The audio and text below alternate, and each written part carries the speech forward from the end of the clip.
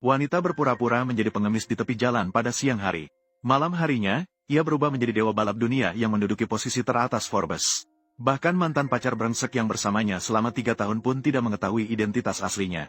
Alasan wanita melakukan semua ini adalah hanya untuk menemukan seseorang yang berhati mulia untuk menjalani sisa hidupnya bersama. Pada hari itu, ia mengemis di jalan seperti biasa. Seorang pemuda yang baik hati yang lewat meletakkan beberapa batang besi ke dalam mangkuknya.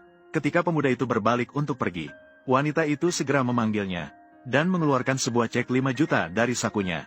Ia memberitahunya bahwa ini adalah cek dari grup Nio, meminta agar ia membawanya untuk ditukarkan di bagian keuangan grup Nio. Namun, pria itu menyatakan bahwa saudaranya bekerja di grup Nio. Cek mereka hanya bisa dicairkan oleh ketua dewan direksi. Ia langsung mengira bahwa wanita itu sedang memperdayanya. Melihat bahwa lawan bicaranya tidak percaya padanya, wanita itu segera bertanya apakah ia memiliki keinginan lain. Namun, ketika pria itu berniat menolaknya, telepon dari ibunya tiba-tiba masuk. Ternyata beberapa hari lagi adalah ulang tahun ke-50 ibunya. Kali ini, ia memaksa pria itu dengan keras. Ia mengatakan apapun, ia harus membawakan seorang pacar untuk menutup mulut para kerabat. Tanpa menunggu pria menjelaskan, ibu langsung memutuskan telepon. Dengan putus asa, dia menatap wanita di depannya dan tiba-tiba memiliki sebuah ide. Jadi, dia segera mengusulkan agar dia menjadi pacar sementaranya selama beberapa hari. Karena dia merasa fitur wajah wanita itu cukup menarik. Jika berdandan sedikit, pasti masih bisa terlihat baik. Lagi pula, ini hanya untuk mengatasi ibunya. Melihat wanita itu sangat kesulitan, pria itu segera menawarkan untuk membayar dia 200 yuan per hari. Ini membuat wanita itu langsung tertawa.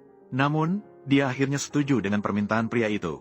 Ketika dia mengenakan pakaian sehari-harinya dan muncul di depan pria itu, dia langsung tampak lebih menarik di mata pria itu.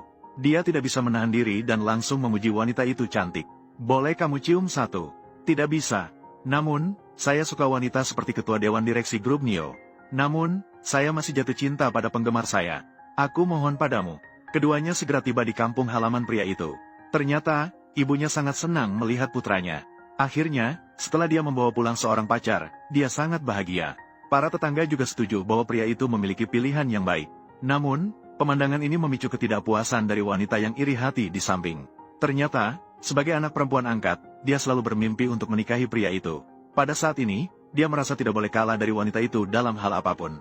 Jadi, setelah mendengar wanita itu berkata bahwa keluarganya memiliki pabrik, dia segera mengajukan keraguan. Hanya karena dia baru saja melihat kedua orang itu kembali naik traktor bersama.